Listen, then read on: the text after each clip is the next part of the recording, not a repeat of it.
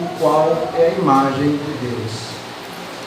Porque não nos pregamos a nós mesmos, mas a Cristo Jesus como Senhor, e a nós mesmos como vossos escravos, por amor de Jesus. Porque Deus, que disse, das trevas resplandecerá a luz, Ele mesmo resplandeceu em nosso coração, para a iluminação do conhecimento da glória de Deus, na face de Cristo. Amém. Nós temos falado a respeito do reino de Deus, e nós aprendemos que essa ideia de reino de Deus, nós vimos ontem, nós vimos que o paraíso foi um modelo desse reino de Deus, um protótipo do reino de Deus, que será depois, ao longo da história da criação, retomado. Então a ideia do reino de Deus implica, em primeiro lugar, são três ideias. Primeiro, um povo de Deus, no lugar apontado por Deus, sob a autoridade de Deus ou sob o governo de Deus. Então o que é que a ideia de reino de Deus envolve? Vamos lá, envolve o quê? Um povo de Deus, no lugar apontado. Isso é fome, quem ninguém almoçou? Não é possível. Significa o quê? O povo de Deus, no lugar apontado por Deus, sob a autoridade de Deus. Essa é a ideia básica que nós vimos em nossos estudos anteriores sobre o reino de Deus. E hoje nós vamos falar, essa manhã, sobre o reino de Deus na criação. Vocês lembram que naquele gráfico que eu mostrei ontem, eu mostrei que o paraíso, nós temos o reino de Deus, de alguma forma, como se fosse um protótipo do reino, considerando que quando Deus criou o homem, antes da queda, o homem vivia um estado de perfeição. Então é muito importante nós estudarmos a criação, porque na criação nós vamos entender qual é o grande propósito, o grande objetivo de Deus. Então, esse momento antes da queda serve, nos ajuda a entender o restante do desenvolvimento desse plano do reino de Deus. Então, quando a gente vai ler a história da criação, e onde é que está essa história da criação? Onde é que nós encontramos a história da criação? Gênesis, capítulo 1 e até o capítulo 2, versículo 25. Ok? Então, Gênesis, capítulo 1 e 2, nós vamos encontrar exatamente a descrição, não apenas da criação, mas também o propósito da criação. Eu quero que você grave bem isso. Deus não criou as coisas sem propósito. Tanto a criação e a própria criação, e a ideia de Deus governando sobre todas as coisas, apontam claramente a ideia de Deus como sendo um rei, um criador, que cria as suas criaturas, no caso o homem e a mulher, para ter um relacionamento com ele. Então, na descrição, da criação aponta claramente para essa ideia desse criador pactual. Deus é um rei que cria todas as coisas. E por que Deus cria o homem e a mulher em uma aliança, que nós algumas vezes chamamos de aliança da criação, nós reformados, ou aliança das obras? Por que essa ideia de aliança? Porque a ideia da aliança é intrínseca ao ser de Deus. Deus é um ser que vive em comunhão com o Pai, Filho e Espírito Santo. Então grave bem isso. Quando Deus cria o mundo deve refletir o que Deus é. As suas criaturas devem entender em todas as coisas na criação quem é Deus. Eles devem aprender a viver o sol e deu glória dentro desse reino criado por Deus. Então a descrição do Jardim do Éden, embora não nos fale diretamente sobre o reino de Deus, mas vai nos fornecer diretamente um esquema essencial para que nós possamos entender o que é o reino de Deus. Então, na criação nós vamos ter o quê? O povo de Deus. Quem é esse povo de Deus no início? Adão e Eva. Que estão no lugar de Deus. Que lugar é esse que Deus preparou? No Éden.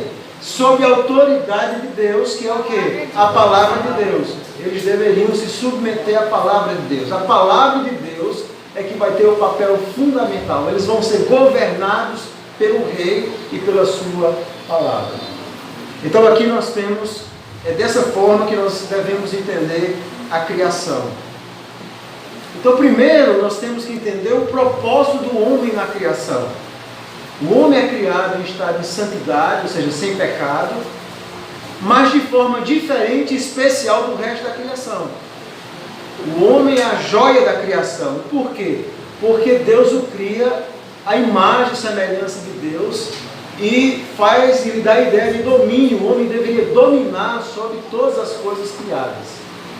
Então, quando Deus cria o homem, há duas palavras importantes, que é a ideia de singularidade. O homem é singular dentro das coisas criadas, porque reflete um pouco do que Deus é, como um ser racional, criado à imagem e semelhança de Deus, um ser relacional, que vai se relacionar também como Deus se relaciona nele mesmo, homem e mulher, e que tem a responsabilidade de governar como vice-rei e vice-rainha. Então toda a história da criação indica a ideia de um rei que cria os homens não para simplesmente o criar, mas para serem súditos reais, para viverem um perfeito relacionamento com Deus. Eles são o vice-rei, a vice-rainha, eles devem, Adão e Eva, governar todo aquele mundo perfeito estabelecido por Deus. Como? Nos termos estabelecidos pelo próprio Deus. Então, a vida do homem e seu governo, entre aspas, o homem vai governar sobre tudo. Essa é a ideia, de ter domínio sobre os animais. Mas essa ideia de governo precisa ser de acordo com os termos do rei, que é Deus. Então é através da palavra de Deus que Deus então vai estabelecer os termos pactuais, as ordenanças da criação. É por isso que quando a gente fala em ideia de pacto, não existe pacto sem existir a ideia de palavra e a ideia de criador e criatura, soberano e aquele que obedece. Então isso Deus deixa muito claro a Adão no momento onde ele cria o homem. Então o homem será governado pelo quê? O que é que vai dirigir a vida de Adão e Eva? A palavra de Deus. Deus vai dizer, olha, essa árvore você não pode comer. Deus vai me ensinar a santificar o sétimo dia. Deus vai ensinar ele sobre trabalho. Deus vai ensinar ele sobre casamento. Deus mesmo está ensinando livremente, sem nenhum mediador. O homem conversava livremente com Deus. Então o homem, como súdito, ele tinha um acesso direto ao rei, ele conversava com o rei. Ele não precisava de mediadores. Ele tinha uma ligação direta com o seu rei e Deus, esse Deus pactual. Então é dentro desse contexto da criação, grave bem isso, que nós temos que entender as ordenanças da criação. Então, como um rei pactual, desde o início, Deus estabelece ordenanças da criação.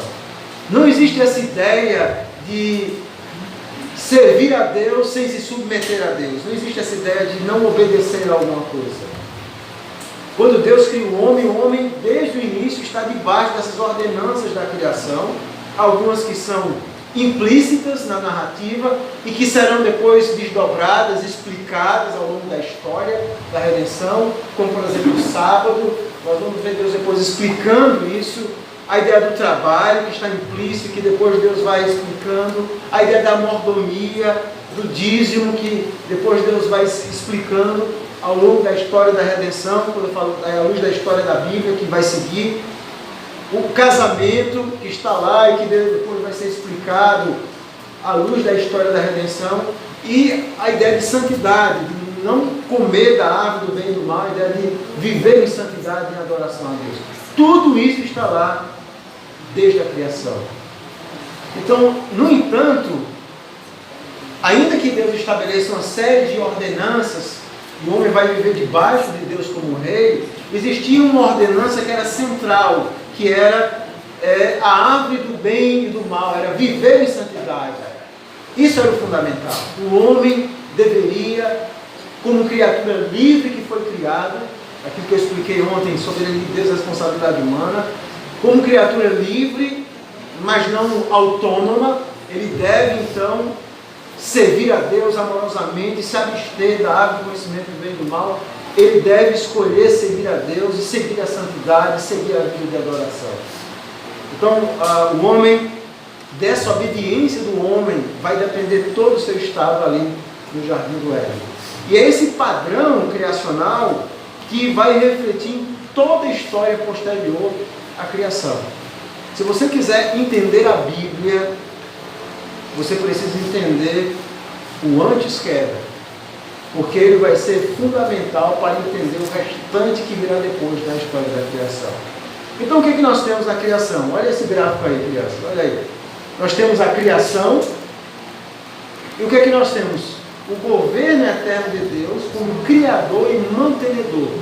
Deus, ele é rei que governa sobre toda a criação. E toda a criação, então, está debaixo direta desse governo criador glorioso de Deus. E Deus, então, dentro da criação, então, vai estabelecer as suas ordenanças da criação. É assim que você começa a enxergar. Então, quando você olha o livro de Gênesis, ainda que o termo aliança não apareça, mas a própria ideia de Senhor, de soberano e o homem que de alguma forma se submete a Deus, já é um conceito factual. E o nome de Deus que vai aparecer em todo Gênesis, no início, é Senhor Deus, ou seja, a palavra Senhor em maiúsculo, Yahvé, ou Javé, que é um termo que é usado para o Deus pactual, o Deus da aliança. Deus está em aliança com nós. Então, quais são essas ordenanças da criação? Vamos ver lá. Primeiro nós temos o quê? Essas bolinhas aí. Sábado. Nós vemos isso aonde? Gênesis, capítulo 2. Essa é a primeira ordenança da criação, é o sábado. Observe que o versículo 1 a 3 diz, vou ler apenas o versículo 3, diz que Deus descansa, e abençoou Deus o sétimo dia e santificou, porque nele descansou de toda a obra que como Criador fizera. Então, quando Deus termina todo o universo, isso é interessante, grave bem isso. Adão foi criado no sexto dia. O primeiro ato de Adão ao ser criado foi adorar a Deus. A primeira coisa que Deus ensinou: primeiro você adora, depois você trabalha. Então, quando Adão é criado, o primeiro ato dele vai ser exatamente no sétimo dia aprender que ele deve se render ao Criador. Então, qual era a ideia do sábado? A ideia era a ideia de adoração, o homem deveria adorar a Deus, mas que tipo de Deus é esse? O Deus criador de todas as coisas. Então o homem ele foi criado desde o início para lembrar que uma parte do seu tempo pertencia exclusivamente a Deus como um momento de adoração. E os outros dias não são de Deus não? Obviamente tudo é de Deus, mas os outros dias ele ia trabalhar também para a glória de Deus. Mas em um dia específico ele precisava confiar que Deus ia sustentá-lo. Era a ideia de lembrar que Deus é o Criador. Deus é o meu Criador. E eu sou chamado para adorá-lo. Segundo, nós vamos encontrar o trabalho. Observe que ainda no capítulo 1, nós vamos encontrar essa ideia do trabalho, essa ordenança da criação, no capítulo 1 de Gênesis. O final do versículo 5 diz que não havia homem para lavrar o solo ainda, e Deus então cria o homem. E no versículo 15, capítulo 2, assim: tomou, pois, o Senhor Deus ao homem e colocou no jardim do Éden para o cultivar e o guardar. Então Deus coloca o homem, cria o homem com o objetivo de trabalhar,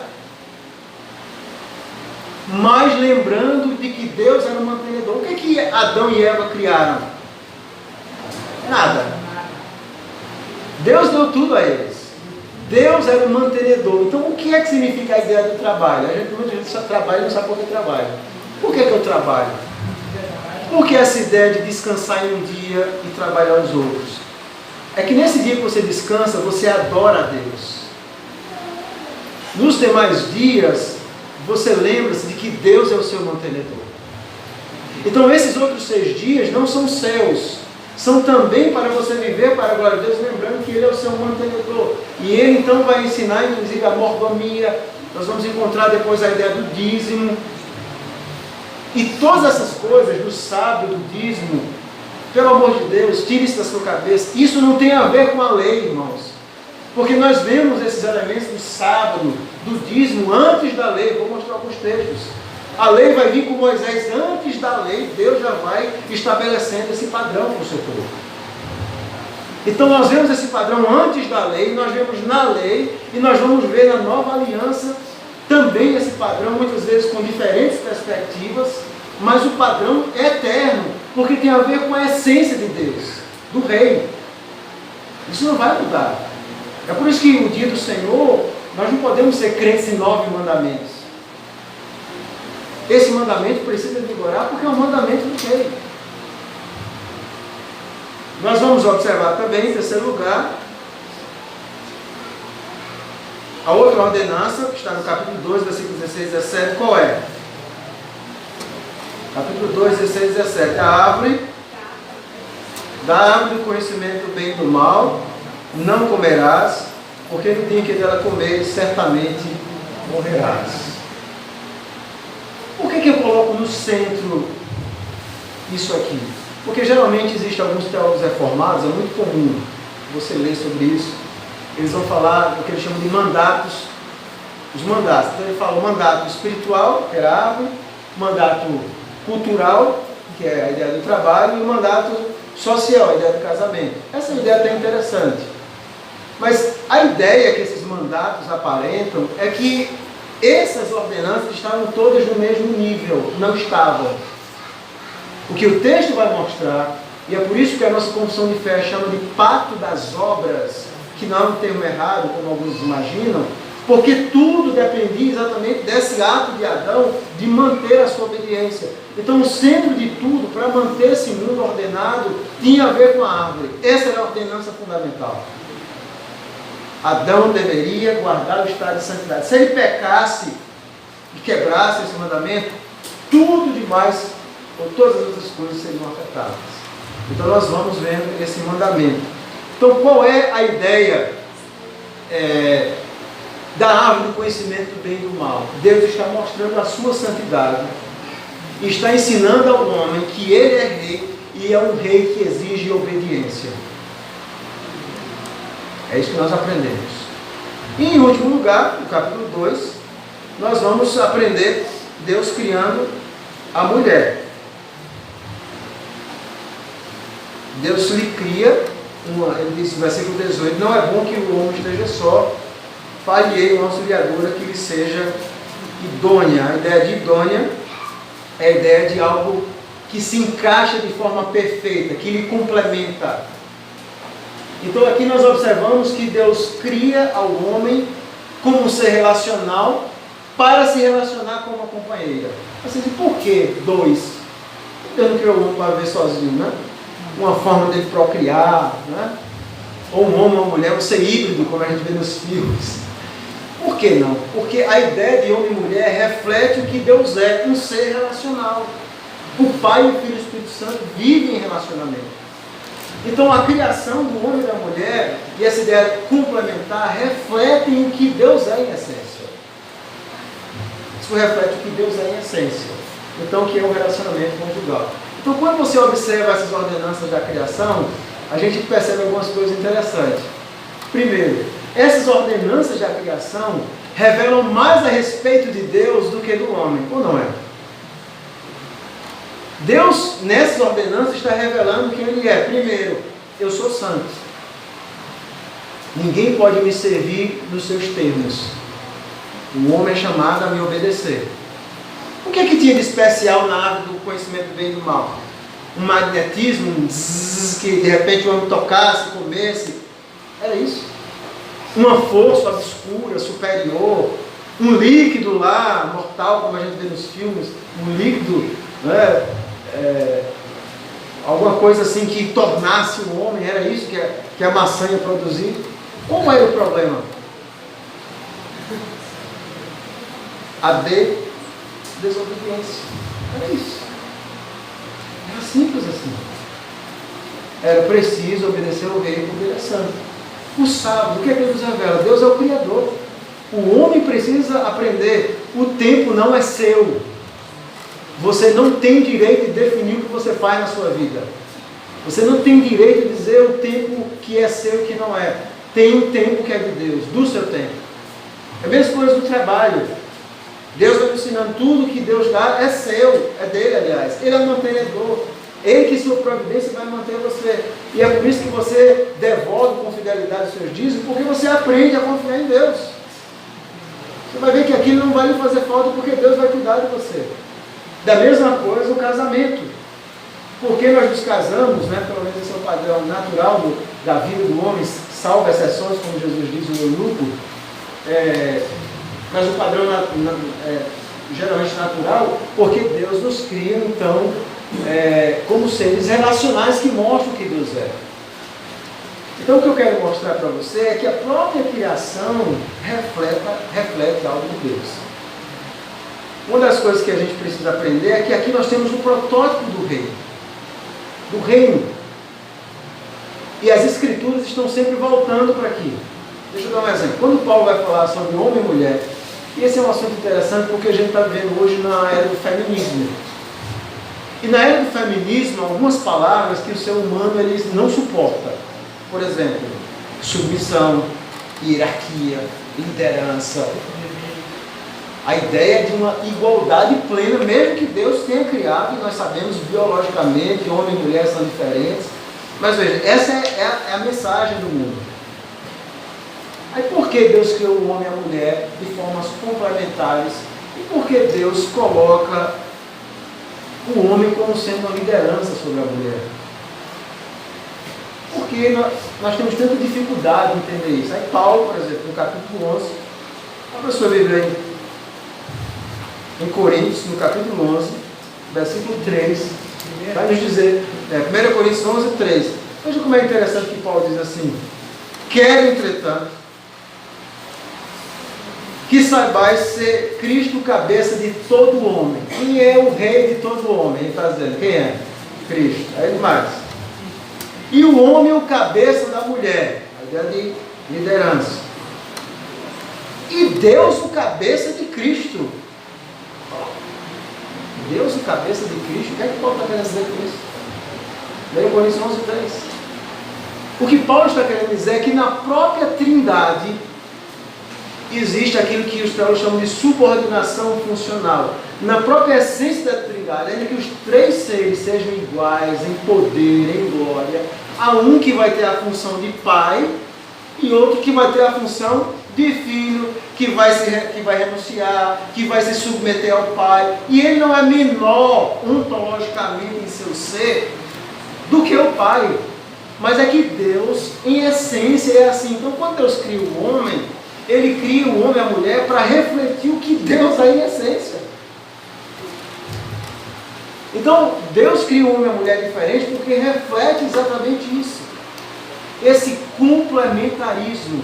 A própria Trindade, quando vai criar o mundo, o Pai não faz tudo. É o Filho que vem, é o Espírito que vai aplicar a obra da salvação. É a mesma coisa, o homem e a mulher. Eles são criados diferentes e essas diferenças lhe complementam.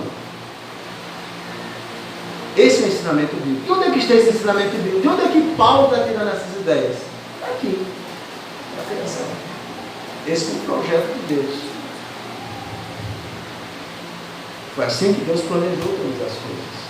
Então, essas ordenanças da criação, irmãos, elas são muito importantes.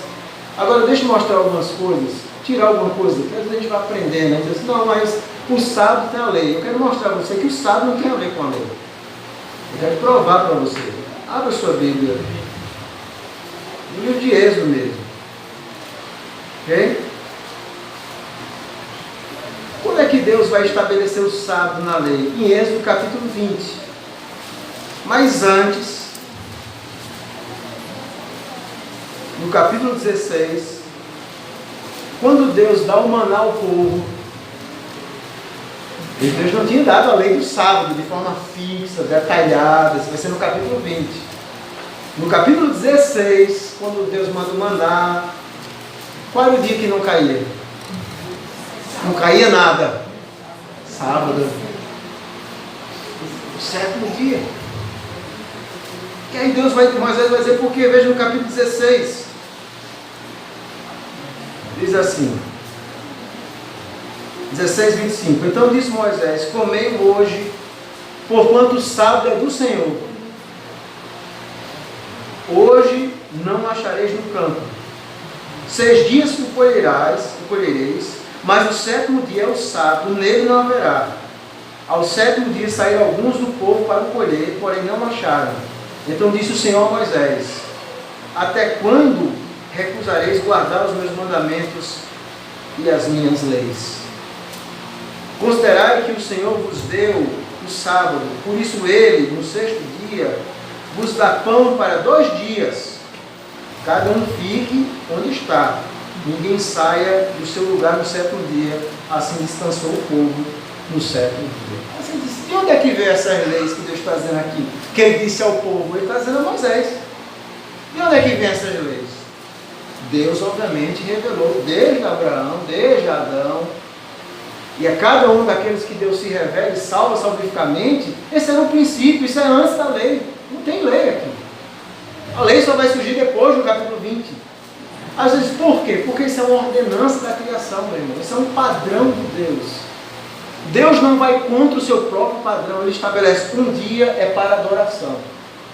Um dia não é para você colher, não é dia para você trabalhar, não é dia para você correr. Você vai ter tempo para você correr atrás da sua vida. Um dia pertence para o Senhor exclusivamente. Não é dia de trabalho, é dia do Senhor. E isso está antes da queda, isso está antes da lei, está na lei e vai estar na nova aliança, que não pode ser inferior à primeira. E nós vamos ver por que os apóstolos começam guardando o dia do Senhor, o domingo, como sendo o dia da ressurreição. Então o sábado lembra a ideia de Deus como Criador. E Deus dá 2 razões para guardar o sábado. Primeiro, como Criador, em Êxodo capítulo 20. Mais na frente Deus vai no capítulo 20. Veja aí. Essa é a primeira razão que Deus dá. Capítulo 20. Ele diz assim, versículo 11. Por quê? Vai dizer, por que você não... Porque em 6 dias fez o Senhor os céus e a terra, com mais tudo fidelizar. E ao 7º dia descansou. Deus parou de trabalhar. E você precisa parar também. Você, seu pai, sua mãe, e nem motivar outras pessoas a trabalhar. Para você lembrar de Deus. Sim, Deus descansou porque ele estava cansado? Não.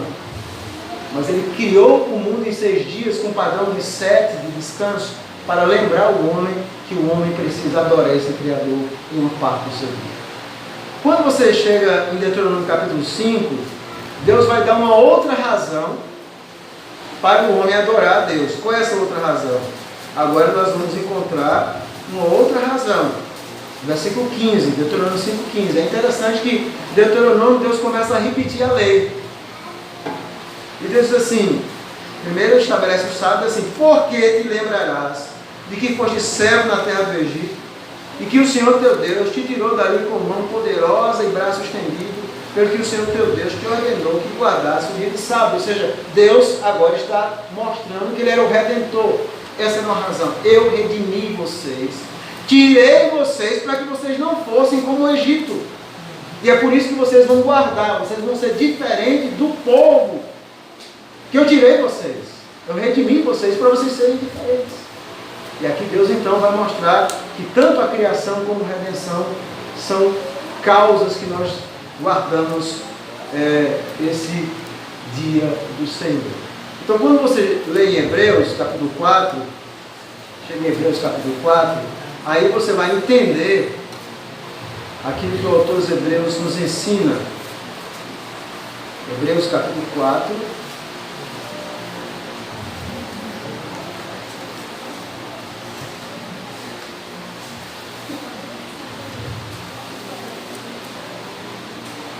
Diz assim, vamos ao primeiro versículo 3, ele diz assim: nós, porém, que cremos, entramos no descanso de Deus. Nós entramos no descanso. E aí o autor dos Hebreus vai citar o Salmo 95 e vai citar o texto de Gênesis. Veja o versículo 4. E descansou Deus no 7º dia de todas as obras que fizeram. Ok? Aí você continua avançando. Aí o versículo 9 ele diz assim, 9 e 10. Portanto, resta um repouso para o povo de Deus. Se você tiver a sua Bíblia atualizada, tem uma letrazinha A aí, não tem? Aí embaixo tem assim, repouso sabático. Por quê? Porque a palavra grega usada é sabatismos. O autor dos Hebreus está dizendo, resta um sábado para o povo de Deus. O autor dos Hebreus está dizendo assim, esse sábado da antiga aliança, nós que entramos no descanso de Deus, temos um novo sábado. Resta ainda, não acabou. E que sábado é esse? Ele vai dizer, no versículo 10. Porque aquele que entrou no descanso de Deus, também ele mesmo descansou das suas obras como Deus das suas. Ou seja, Cristo, no momento em que ele morre e ressuscita, e ele descansa, ele entra nesse descanso de Deus, tendo a sua obra completa, ele agora mostra esse novo sábado que nós temos nele. Então Cristo, ele é o nosso, nele nós temos a criação e a redenção, e agora o dia mudado, porque em Cristo acontece, o que aconteceu com Adão. Você é salvo, e primeiro você adora, e depois você trabalha. O padrão do Éden é restabelecido em Cristo. A gente adora no primeiro dia da semana, e depois trabalha. Mas isso ainda, a gente sempre lembra, mas ainda tem um outro sábado. Esse domingo, não mesmo mudou do sábado para o domingo, esse domingo também vai acabar. Porque nós vamos entrar em um descanso eterno na eternidade. Então, quando você olha esses princípios, nós temos que pensar isso. É a mesma coisa do dízimo. Onde é que está o dízimo? Na lei. Aí você vê, antes da lei, Jacó dando dízimo, Abraão dando dízimo. De onde é que veio isso da cabeça desses homens? Está aqui dentro desse princípio da mordomia, das ordenanças da criação. Alguém tem alguma pergunta sobre essa questão das ordenanças da criação? Isso é muito importante para nós entendermos o restante da mensagem bíblica. Então, quais são as ordenanças da criação? Vamos repetir? O sábado, trabalho, santidade, vida de adoração e relacionamento conjugal. É isso que nós temos aqui. Uma parte do tempo é de Deus, uma parte do meu dinheiro é de Deus, a minha vida é para Deus, e eu caso para a glória de Deus. Esse é o princípio da vida cristã. Mas o que era belo, né? Veja o capítulo 3 de Gênesis aí. Começa com uma palavrinha que ninguém gosta. Qual é essa palavra? Mas. É quando você vai demitir uma pessoa, né? Diz, você é um bom funcionário, eu gosto muito de você, mas você diz, pronto, estou fora. Né? Ou quando você conhece uma pessoa, vocês que são jovens, e a moça, o rapaz, de repente não quer mais, né, namorar, e diz assim, olha, você é um rapaz bom, eu gosto de você, mas você diz, pronto. Quando vier o mar, acabou. Mas, e aí vem a serpente, vem a queda. E a queda é o momento mais dramático na história da humanidade. Por quê? Porque é aqui onde o homem se rebela contra o seu Criador. É aqui onde um reino que, veja, até então, a Bíblia não tinha falado que dentro desse reino perfeito de Deus já existia um reino parasita, que era o diabo e os anjos caídos. E por que a gente chama o diabo e os seus anjos caídos de parasita? Não sei se vocês sabem o que é um parasita, mas um parasita ele vive de outros organismos. A vida dele depende de outras coisas. Então, Satanás é parasita porque ele não criou nada, ele não criou terra, ele não criou céu, ele não criou a si mesmo. Ele não criou o homem, então ele é um reino parasita dentro desse reino. E agora o homem, no momento em que ele peca contra Deus, ele se torna também rebelde, exatamente como Satanás é. Então, por que Deus expulsa o homem do jardim do Éden, impõe essa pena tão dura? Tem uma resposta aí. É impossível para Deus ser verdadeiro para si mesmo e ao mesmo tempo tolerar seu próprio destronamento pelas suas criaturas. Quando Adão peca, ele não está apenas comendo uma árvore, ele está destronando Deus. Ele está dizendo, eu não quero servir a Deus, eu não quero obedecer a Deus, eu quero seguir o meu próprio caminho. E é isso que a serpente faz. A serpente vai mexer no coração do homem algo que Deus criou e que não é ruim, que era o livre-arbítrio, que era bom, Arbítrio significa a capacidade de escolher que Adão e Eva tinham. Nós não nascemos com esse livre-arbítrio, nascemos mortos já em delitos e pecados, escolhemos o mal, mas Adão tinha essa capacidade. E Satanás então potencializa essa capacidade para o mal. Diz assim, não, você pode ser igual a Deus. Você pode ser igual a esse rei. Por que servir um rei? Por que não destroná-lo? Por que não assumir as rédeas da sua própria vida? Um rei jamais, como Deus, ia permitir o seu destronamento. Deus precisa ser fiel à sua palavra, trazendo bênçãos e maldições. E quando o homem peca, ele morre espiritualmente. E essa morte, e a consequência da queda do homem é o quê? Morte espiritual, cegueira, rebelião. O homem agora está perdido, está debaixo do juízo eterno de Deus. É uma situação de desastre. E esse gráfico ilustra bem, olha para esse gráfico, porque ele ilustra bem isso. Deus ainda continua sendo esse Deus eterno. Existe uma eterna, intocável teocracia, onde Deus é o Criador e mantenedor de todas as coisas. Mas agora existe um reino ilegal, parasita, que faz com que o homem não mais enxergue a Deus, porque ele está cego, e esse Deus desse século, ele se coloca exatamente entre Deus e a sua criação. O homem não mais enxerga Deus. Aí nasce, e todo mundo nasce, sem jamais ver esse rei. O pastor Ione usou esse gráfico, e eu inclusive traduzi, porque eu acho que ele retrata muito bem isso. Eu lembro da ilustração dele, e essa ilustração dele que eu estava pensando, me fez lembrar de forma vívida ao que eu vivi ontem. Ontem, calor terrível, né, que a gente esteve aqui, e a gente ansiando, quando viu uma nuvenzinha, parecia Elias. Né? Quando viu uma luz meio pretinha, meu Deus, é agora, vem, uma chuva. E começou a se formar uma nuvem, eu sentado na varanda, deitado, vi a nuvem.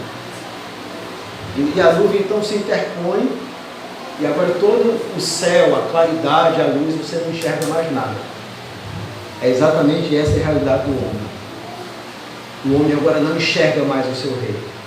Aqui estamos nós, e agora existe um reino parasita que motiva essa nossa independência, e a gente fala de Deus, você fala de Deus para os seus amigos, do rei, e ele diz assim, onde é que está? Eu não estou enxergando nada não.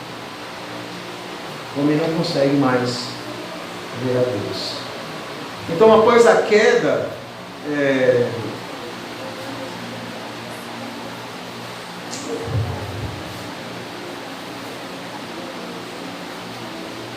está tendo uma tecla errada aqui, desculpa. Uma vez com as palestras anteriores,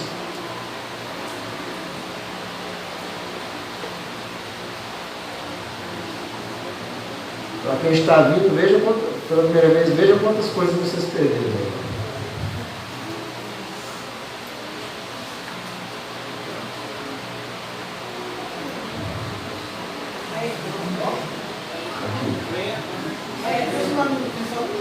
Oi? O quê? Sim. Então aqui nós vemos exatamente a nossa realidade. O homem sendo incapaz. Posso passar? E aqui onde nós vemos o homem. O homem natural, ele não consegue mais enxergar a Deus. Eu quero que você abra esse texto porque Paulo vai falar exatamente a respeito disso. 2 Coríntios, capítulo 4, o texto que nós lemos. Observe que Paulo diz exatamente isso.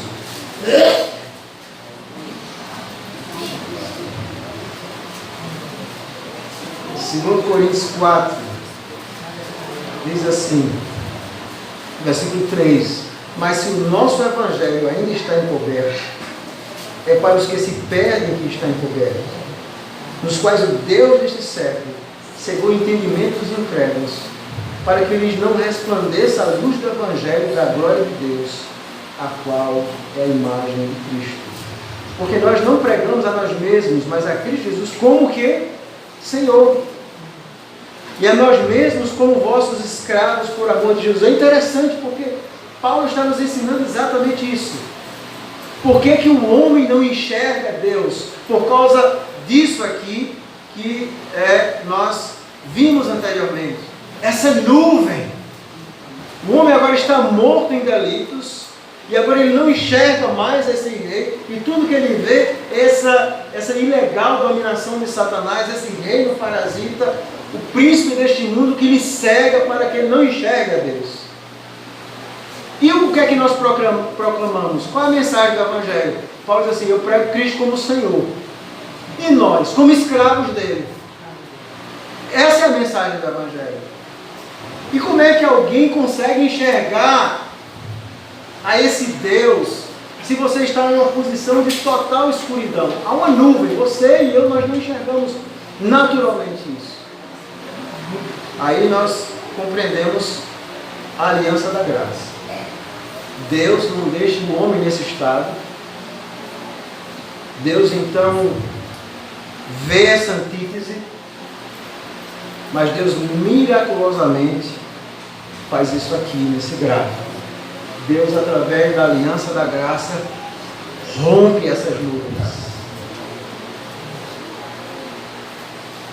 É como se, imagine uma nuvem, aqui tem Deus e o homem, e essa nuvem, o homem não enxerga Deus, mas Deus de forma miraculosa, então rompe essa nuvem. Quando você está na nuvem, algumas vezes vem aquela luz específica para um local só. Já percebeu isso? Vem uma luz.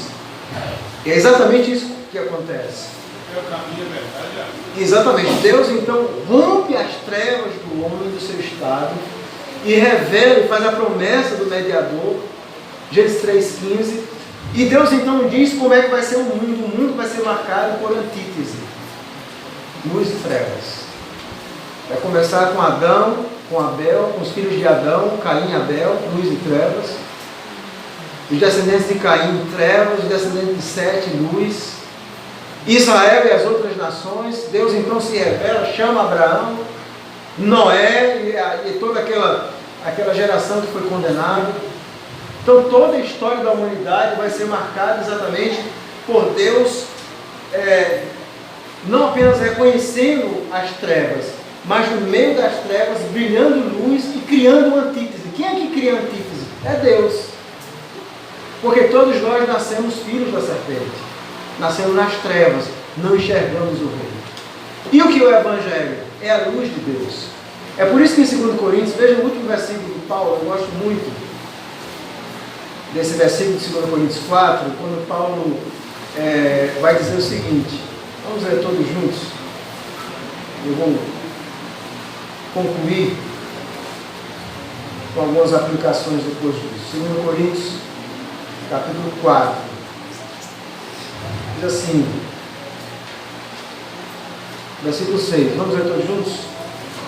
Porque Deus, que disse, das trevas resplandecerá a luz, Ele mesmo resplandeceu em nosso coração para a iluminação do conhecimento da glória de Deus na face de Cristo. Aquele mesmo Deus que diz haja luz no meio das trevas, é o Deus que diz haja luz mesmo quando o homem peca. É o Deus que vai dizer, que disse um dia na minha vida e na sua, haja luz.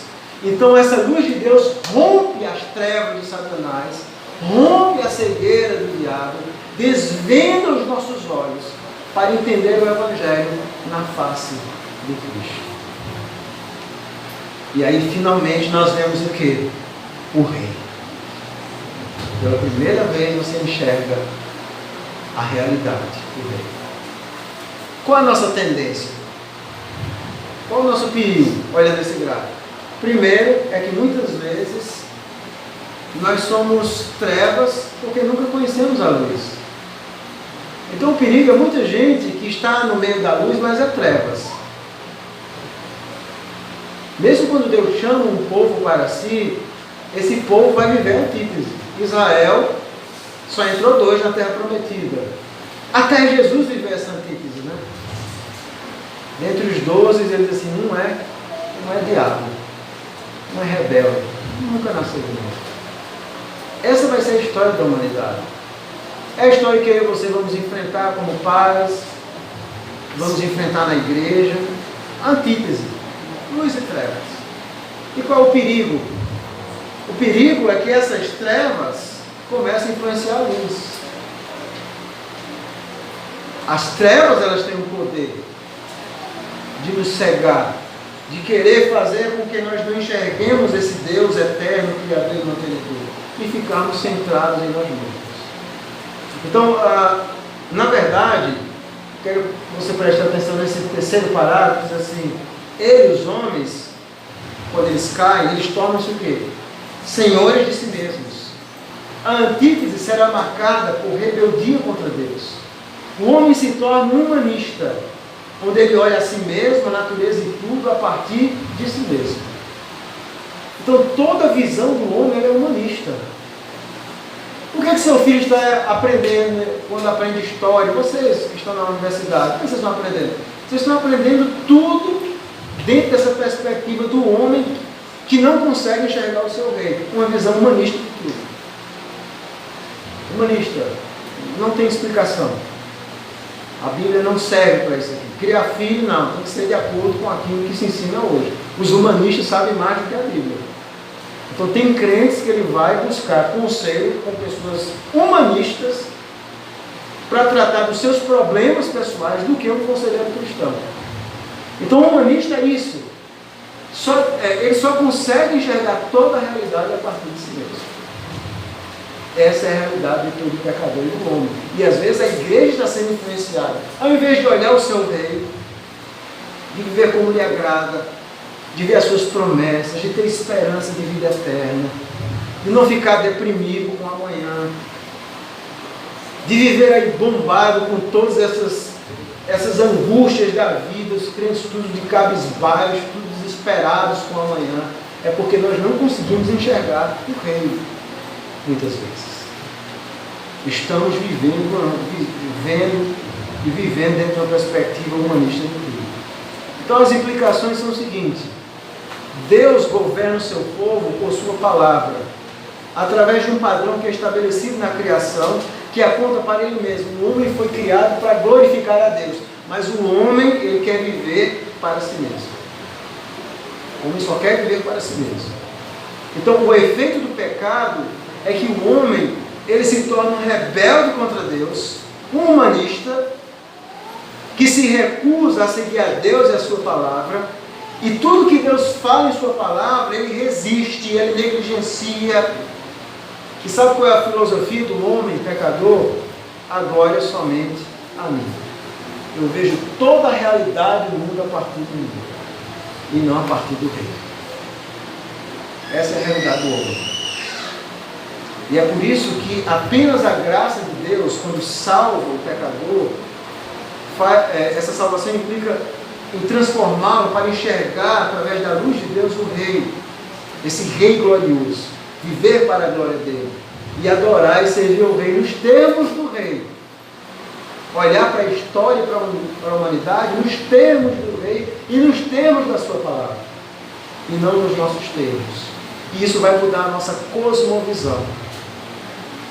Perceberam como esse assunto do reino de Deus tem a ver com tudo?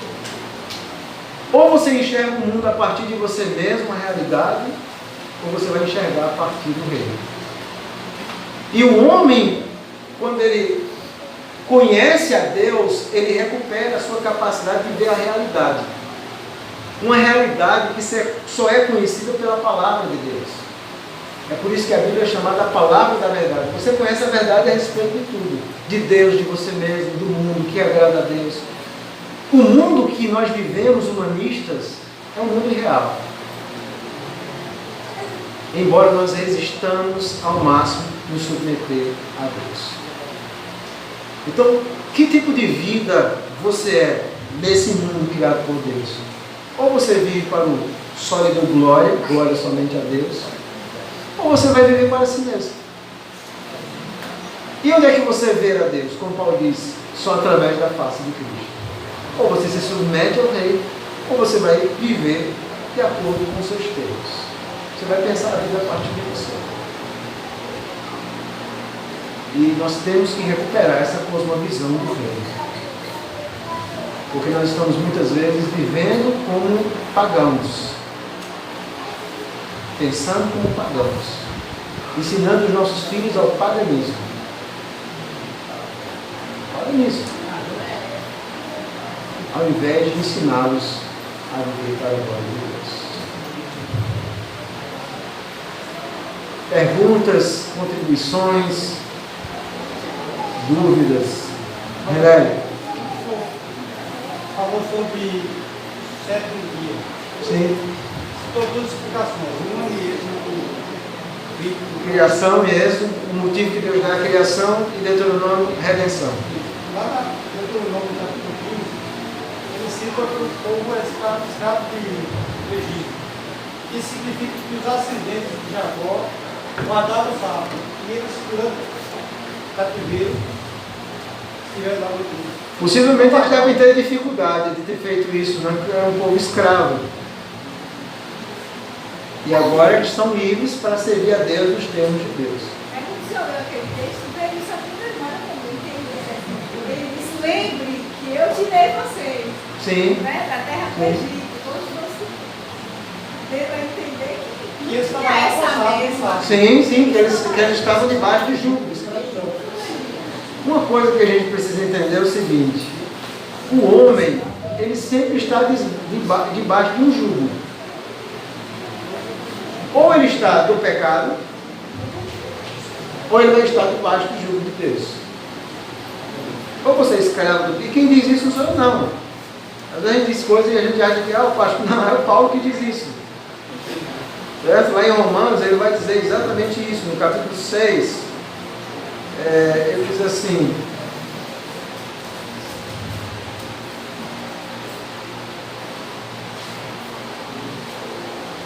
Capítulo Romanos 6, 17. Eu vou finalizar aqui a minha parte. Não sei se alguém tem mais alguma pergunta. Mas graças a Deus, porque outrora, escravos do pecado, contudo vieste a obedecer de coração a forma de doutrina que foste entregues. E uma vez libertados do pecado, foste feito, agora eu vou ler a tradução, escravos da justiça. Antes de conhecer a Deus, você era escravo do pecado. Você não enxergava esse rei. Você era o centro de tudo. Agora, como você é convertido e transformado, você é o escravo da justiça. Eu vivo para agradar o rei. Essa justiça é Jesus Cristo. Exatamente, é a justiça que vem dele. Então, por que nós temos... Eu vou lançar uma pergunta a vocês aqui. Por que nós temos tanta dificuldade em enxergar Deus como rei? Hoje, mesmo conhecendo essas verdades, mesmo crente, porque ainda nós temos os resquícios do velho homem no nosso coração. Nós queremos, veja, todo homem é um humanista em essência. Ele pensa tudo a partir dele. Todo homem gosta do mais de Satanás. Aquele mais da Bíblia, mas é exatamente isso que a gente gosta. Quando a gente diz assim, a Bíblia diz isso, é verdade, mas... Né? Rapaz, eu tenho que me reconciliar com aquele irmão, mas, rapaz... Tem que orar por aquele que me persegue. Mas... E aí a gente vai nos mais. Ao invés de nos submetermos a Deus. Então nós somos desafiados, irmãos, a nos submetermos ao Rei, a termos uma vida debaixo do seu domínio e do seu poder. Então é isso que espero que Deus nos ajude a vivermos assim para a glória de Deus. Vamos orar finalizando? Louvamos o teu santo e bendito nome, Senhor Deus, porque de várias formas nós não compreendemos muitas vezes o que é viver debaixo do governo de Deus. O ser humano, pecador, não enxerga um palmo à frente do seu nariz.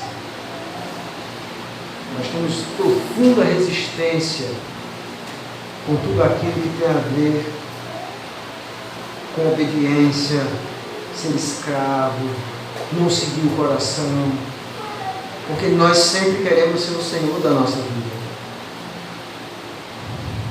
Eu quero pedir que o Senhor tenha misericórdia, porque essa libertação, como Jesus disse, conhecereis a verdade vos libertará.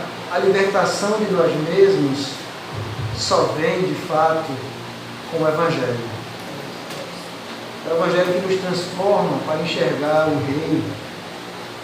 É o Evangelho que nos faz seguir a lei da liberdade, como Tiago diz, de ver a lei não como um peso, mas como uma liberdade, para não vivermos as atitudes escravas do nosso coração. A vermos como um povo livre, que segue, que obedece o Senhor. Então, tenha misericórdia dessas atitudes escravagistas que existem no nosso coração, de querer viver como escravo do pecado, de ter sentimentos de escravo, para que sejamos um povo livre, um povo que obedece, serve ao Senhor. Tem misericórdia nos nossos dias, porque nós estamos vivendo uma geração de crentes que não compreendem o Evangelho. E vemos muitas pessoas na igreja, inclusive, que não compreendem o Evangelho. Não compreendem que o Evangelho é viver as demandas do Rei.